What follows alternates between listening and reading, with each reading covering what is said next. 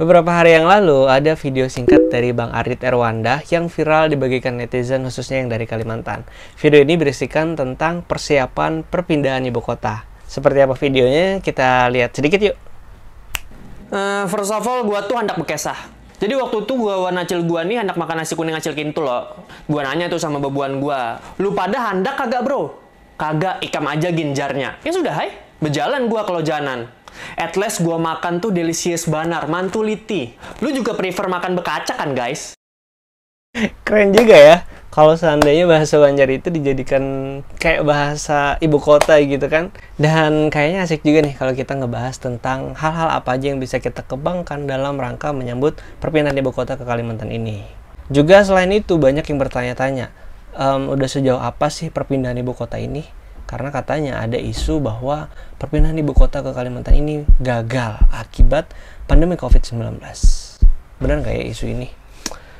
Kita bahas aja yuk di Sharing for Knowing. Jadi sebenarnya rencana atau usulan perpindahan ibu kota ini telah ada sejak zaman presiden pertama kita yaitu Bapak Soekarno hingga pada masa Presiden Susilo Bambang Yudhoyono.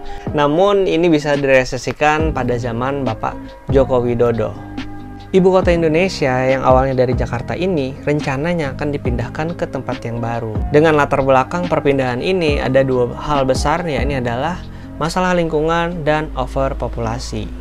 Dengan kajian yang mendalam selama kurang lebih 4-5 tahun sejak tahun 2016 lalu, akhirnya Presiden kita Bapak Jokowi secara resmi mengumumkan rencana perpindahan ibu kota ini pada tanggal 26 Agustus 2019. Dan ditetapkanlah bahwa yang akan menjadi wilayah ibu kota baru adalah wilayah Penajam Pasir Utara dan juga Kabupaten Kutai Kartanegara yang ada di Provinsi Kalimantan Timur. Proses perpindahan ibu kota negara ini dilakukan dengan bertahap, dimulai dengan fase persiapan yaitu sejak tahun 2020 lalu, kemudian tahun 2021 hingga 2024 adalah fase pembangunan kawasan inti, dan ditargetkan pada tahun 2024 pemerintahan pusat Indonesia akan berpindah ke wilayah yang baru yaitu di Provinsi Kalimantan Timur. Dengan konsep Forest City atau keseimbangan dengan alam, ibu kota Indonesia yang baru nanti digadang-gadang akan menjadi perhatian dunia. Wow, mungkin kalian udah sempet lihat desainnya ya, yang keren banget itu. Dan temanya untuk perpindahan ini adalah IKN untuk Indonesia Maju. Ya semoga ibu kota yang baru nanti benar-benar akan membuat Indonesia maju. Tidak hanya maju secara posisinya saja dari Jawa ke Kalimantan. Tapi sayangnya, belum lagi rampung RUU tentang perpindahan ibu kota ini, Indonesia diserang oleh pandemi COVID-19. Sama halnya dengan negara-negara lain di seluruh dunia. Ya, mau nggak mau, akhirnya seluruh perhatian terpusat untuk penanganan COVID-19 ini. Dan fokus pemerintah pun adalah pada sektor kesehatan dan juga ekonomi. Sehingga rencana perpindahan ibu kota ini sempat mengalami kontra dan juga penolakan. Salah satu penolakan ini datang dari anggota Komisi 6 DPR RI, yaitu Bapak Herman Khairon, yang mengatakan bahwa perpindahan ibu kota ke Kaltim terlalu jauh dan tidak rasional. Kemudian juga datang dari senior ekonom Bapak Emil Salim, yang juga pernah menjabat sebagai Menteri Negara Pengawasan Pembangunan dan Lingkungan Hidup pada era Presiden Soeharto. Beliau mengatakan bahwa seharusnya anggaran sebesar itu lebih baik digunakan untuk penanganan COVID-19 dibandingkan harus digunakan untuk pemindahan ibu kota negara yang baru.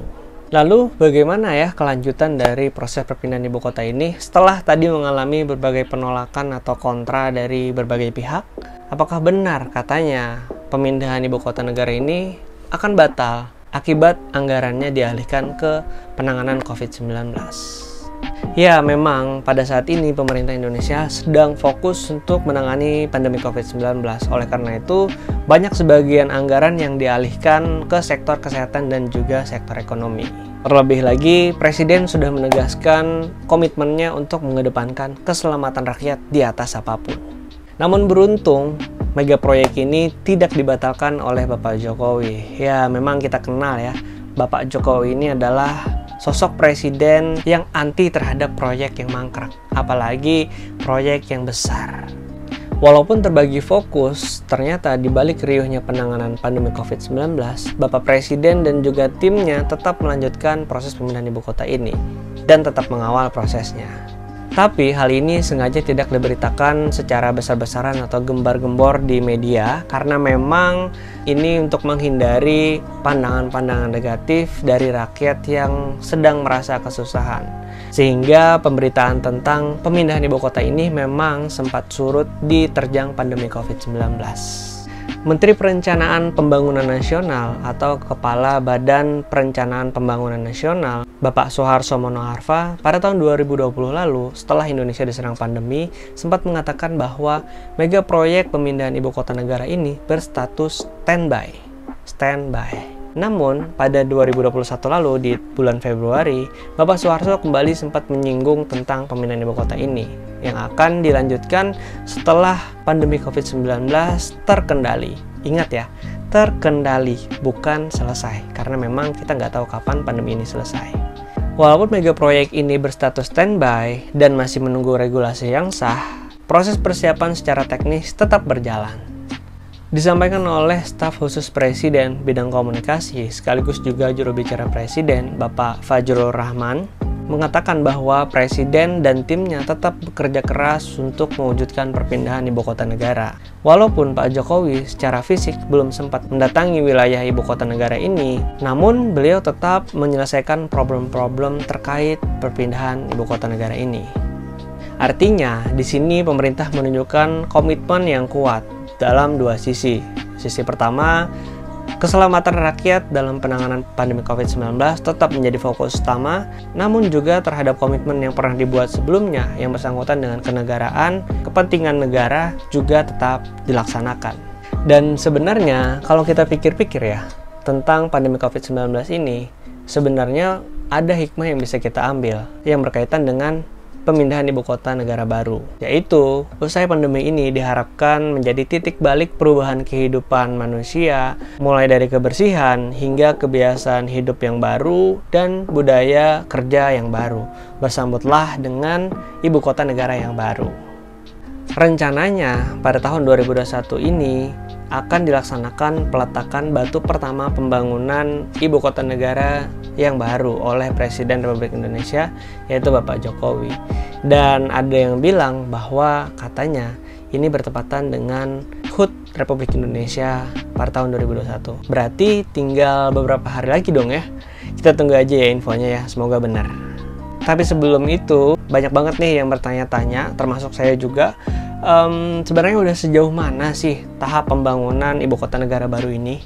Beberapa infrastruktur pendukung pembangunan ibu kota negara yang baru ini katanya udah dalam proses penyelesaian. Seperti sudah dilaksanakan pembebasan lahan, kemudian udah dibangun beberapa waduk atau juga bendungan, dan juga pelebaran-pelebaran jalan. Serta telah rampung juga jalan tol yang menghubungkan antara Samarinda atau juga Balikpapan ke wilayah ibu kota negara. Dan juga telah dibangun jembatan Pulau Balang yang menghubungkan Panajem Pasar Utara dengan Balikpapan. Maka dengan adanya infrastruktur ini, boleh dikatakan bahwa calon ibu kota negara Indonesia yang baru ini udah siap untuk diletakkan batu pertamanya. Nah, buat kita-kita nih yang berada di sekitar wilayah ibu kota negara baru, kira-kira apa aja sih yang bisa kita kembangkan dalam momentum ini?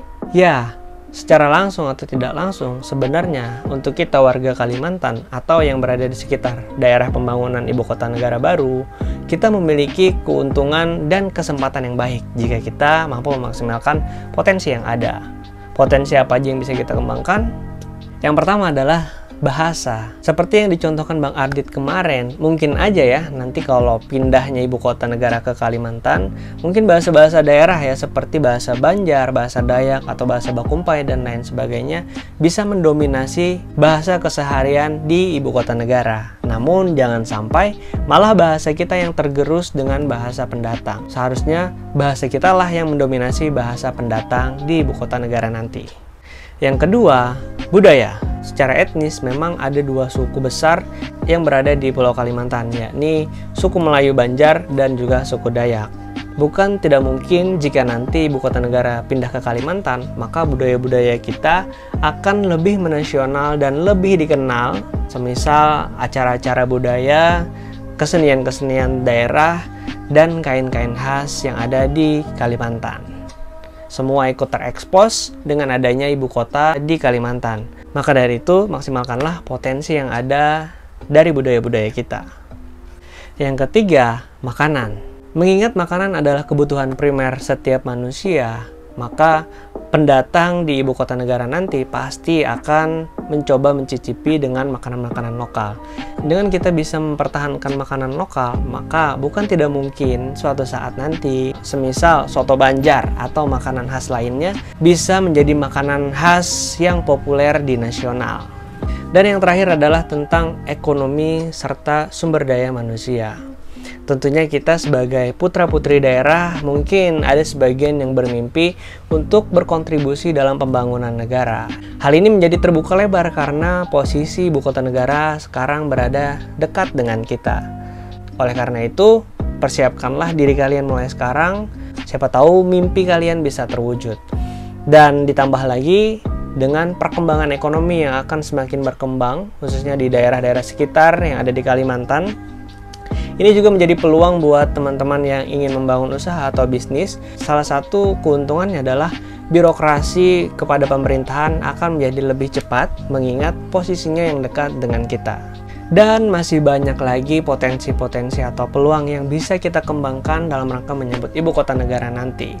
Jangan sampai kita selaku penduduk asli Kalimantan hanya bisa gigit jari sebagai penonton, tapi kita harus menjadi aktor, pemain atau pemeran di ibu kota negara nanti.